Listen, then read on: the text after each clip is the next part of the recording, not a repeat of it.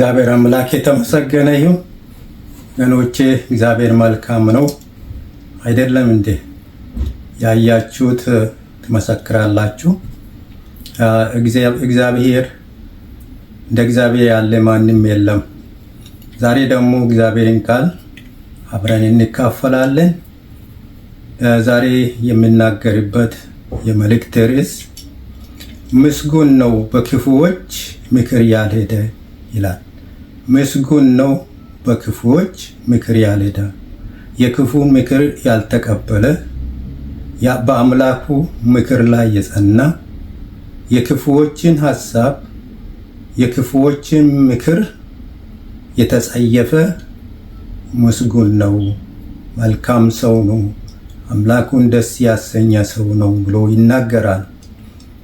በኃጢአተኞች መንገድ ያልቆመ፣ በዋዘኞች ወንበር ያልተቀመጠ ምስጉን ነው፣ የተባረከው መንገዱን ያወቀ፣ አምላኩን ያወቀ፣ ተለይቶ የኖረ፣ ከኃጢአተኞች ጋር ያልተቀላቀለ፣ ስራቸውን ያልተካፈለ ምስጉን የተባረከ ሰው ነው ብሎ ይናገራል የእግዚአብሔር ቃል። ወገኖቼ ብናስተውል ለሕይወታችን መልካም ነው።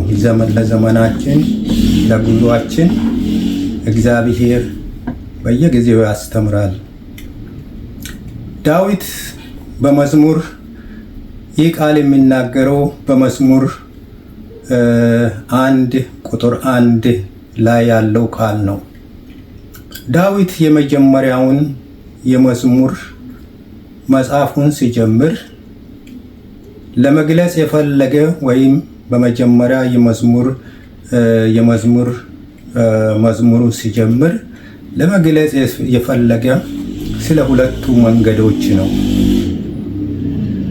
የጽድቅ መንገድና የኃጢአት መንገድ፣ የሕይወትና የሞትን መንገድ ለመግለጽ ፈልጎ ነው። ምስጉን ነው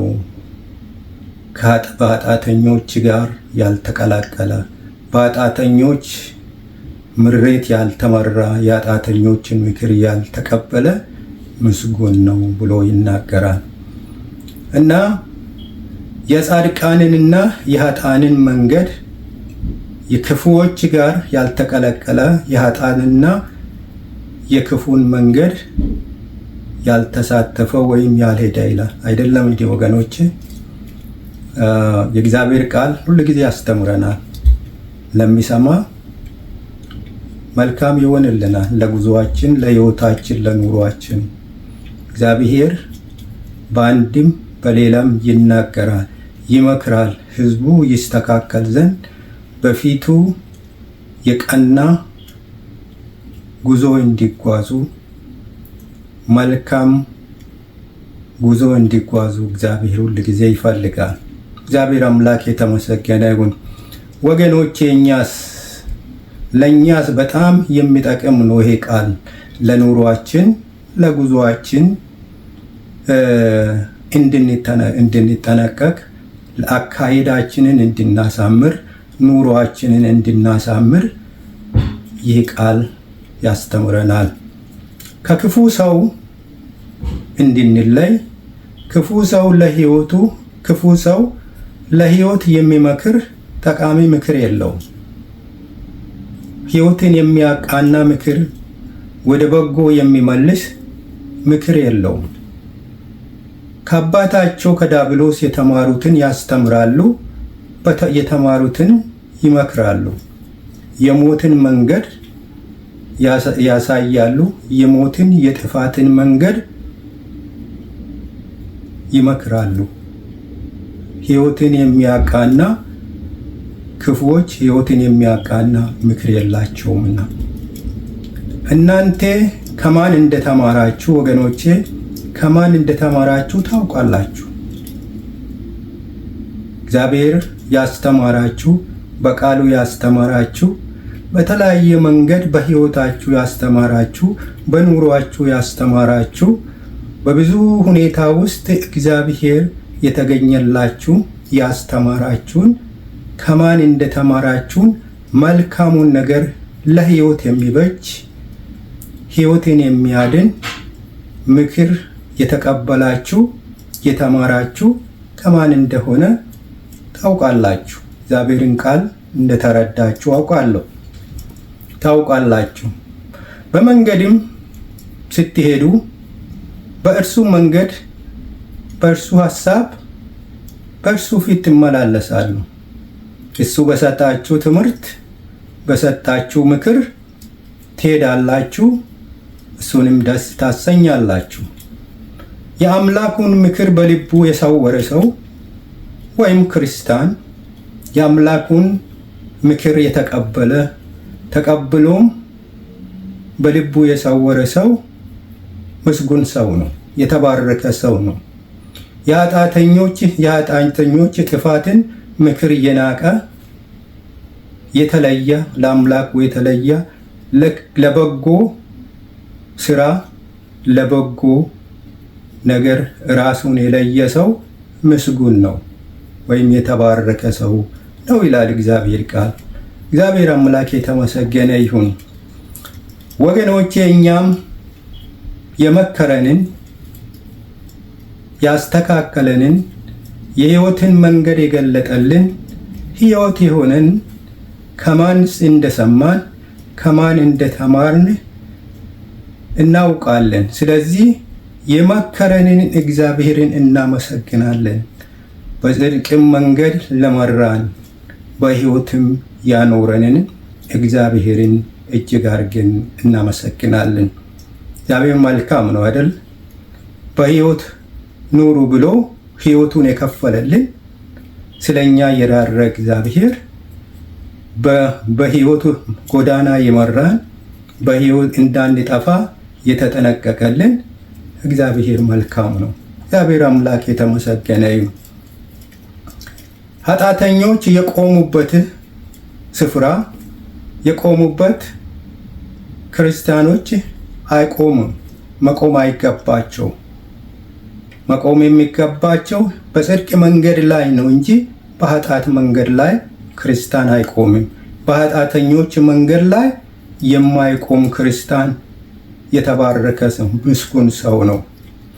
በዋዘኞችም ወንበር ያልተቀመጠ ወይም የዋዘኞችን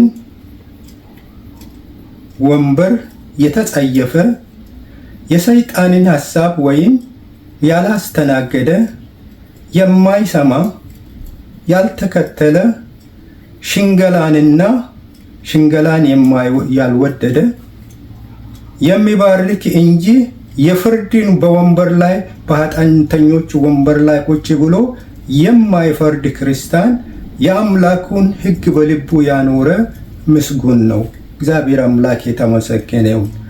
በሌላ ላይ የማይፈርድ ክርስቲያን የሚባርክ ለበረከት የተጠራ የፍርድን ቃል በኃጢአተኞች ወንበር ላይ ተቀምጦ በሌላ ላይ የማይፈርድ ክርስቲያን ምስጉን ነው። እግዚአብሔር አምላክ የተመሰገነ ይሁን። በመዝሙር 26 ቁጥር 4-5 እንዲህ ይላል። ዳዊትም ከክፉዎች ጋር አልተባበርኩም ይላል። ከክፉዎች ጋር አልተደባለኩም፣ በእነሱ ሐሳብ አልተስማሙም፣ የእነሱንም ሐሳብ የክፉዎችን ሐሳብ አልተቀበልኩም፣ ከነሱም ጋር አልተባበርኩም ብሎ ይናገራል እና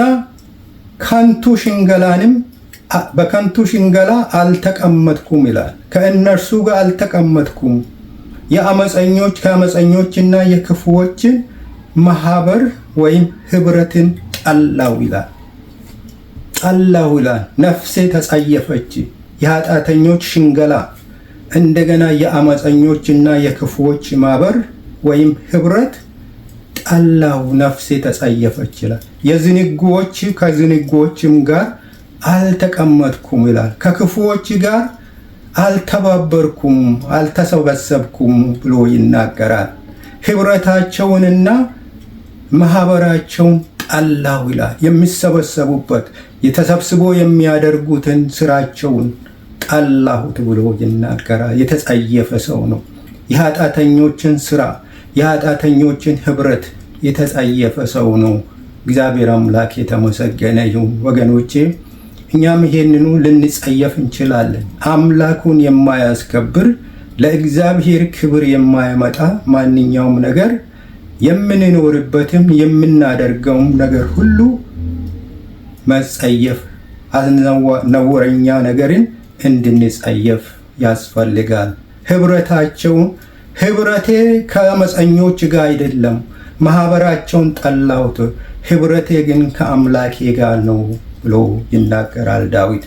ህብረቴ ከአምላኬ ጋር ነው።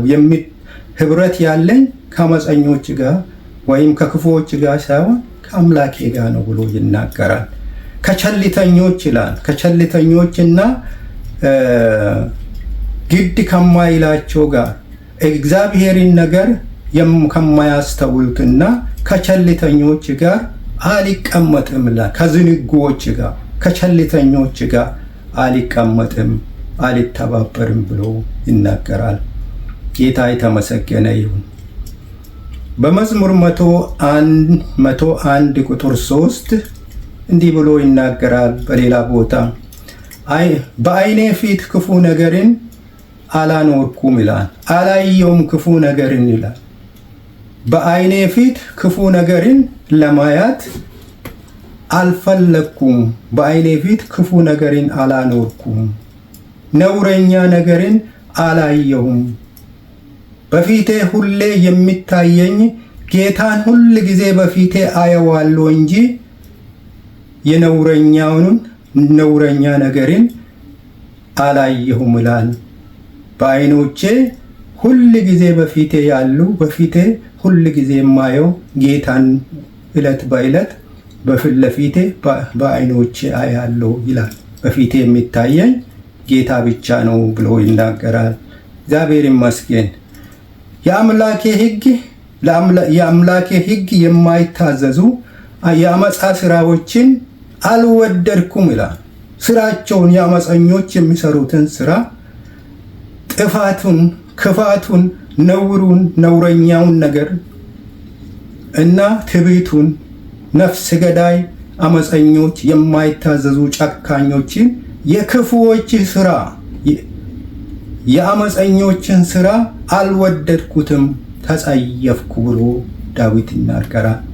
እግዚአብሔር አምላክ የተመሰገነው ለአምላኩ የተለየ ልቡን ለእግዚአብሔር ያዘጋጀ ዓይኖቹን በእግዚአብሔር ላይ የጣለ ሰው ነው።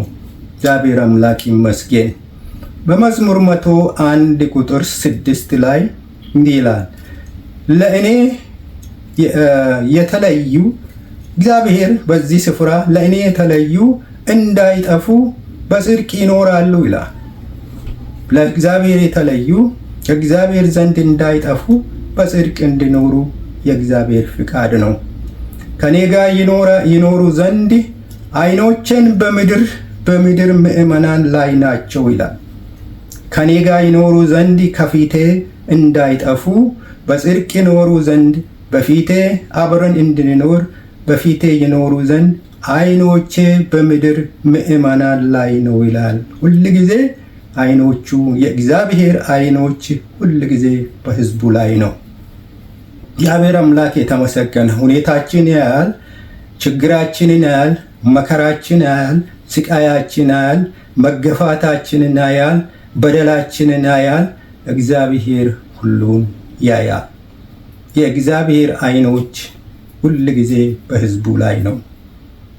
በቀና መንገድም በፊቴ የሚሄድ በቀና መንገድም መልካም ሰው አካሄዱ በፊቴ ያማረ ሰው በቀና መንገድ የሚሄድ እርሱ ያገለግለኛል ይላል። አገልጋይ ይሆናል ይላል።